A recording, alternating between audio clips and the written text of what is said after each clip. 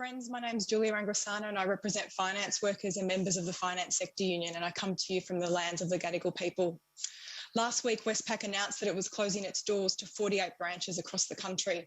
The impact on local communities that rely on this essential service will be devastating, both in terms of access to banking services and, of course, the impact on local jobs. For 160 staff today, they face a very uncertain future, and for many of them, the inevitability of job losses. These workers are shattered at the prospect of losing their jobs at such a time of great uncertainty.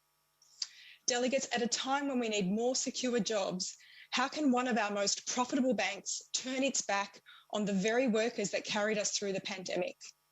Bank workers on the front line are often the forgotten heroes of the COVID crisis, often missed in the public narrative about frontline and essential workers. But friends, it was these workers, some of the lowest paid across the finance sector, who played a critical role in keeping the economy on track by ensuring that communities and businesses had access to banking services.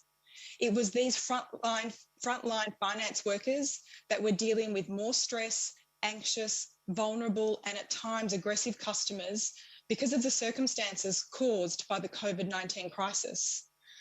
But it was during this crisis that finance workers helped millions of Australians who were confronted with financial hardship. But unlike bank executives, frontline staff did not have the luxury or security of working from home, but nonetheless, they turned up every day and they provided an essential service. They did not complain and they gave their best as they served their customers and their communities. They are an asset to their employers and they should be treated as such. Instead, we find a sector obsessed with profits above everything else and a sector that has little regard for the workers or the community.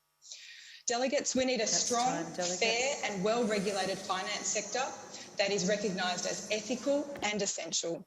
I commend the amendment to conference. Thank you, Julia. Seconding is Wendy Streets. Thanks, Chair.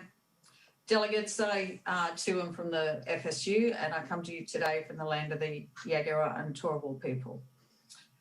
I speak in favour of the amendment because for decades our union and our members have been fighting governments and our bosses to have our industry recognised as an essential service. There's no Australian who needs to work here who can do so without a bank account, a superannuation account, and indeed some form of insurance. Our society is structured that way, and that has been proven over the last year during the pandemic. With the stroke of a pen, our industry was considered essential and our frontline workers had to turn up every day to provide financial assistance to the Australian communities throughout the crisis. For months at the beginning, they did this without the proper and appropriate PPE and in fear of taking the virus home to their loved ones. But as Julia just said, they continued to turn up every day and do their job. When government can declare our industry as an essential service and our banks can comply, then it is time to reflect on that responsibility to the broader Australian communities regarding the withdrawal of services around the country on a permanent basis. For 2 decades, we've fought branch closures, especially in regional and remote Australia. Delegates, we have way too much data confirming that when the last bank leaves a small community, within 12 to 18 months, that community is struggling to survive.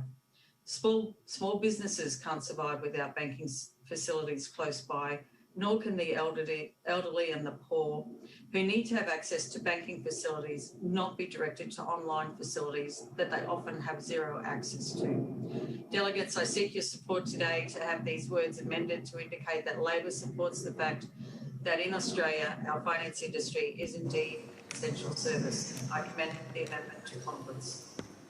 Spot on time. Thank you, Wendy. Further support from Nick Singh. Thank you, Chair. I too wish to speak in support of this amendment. Comrades, if we see financial services as an integral part of Australia's economy, then we must not forget the industry's banking sector as being one of the key drivers that contributes towards this nation's economic prosperity. As the global pandemic took hold, hundreds of thousands of workers made the transition to a work from home arrangement.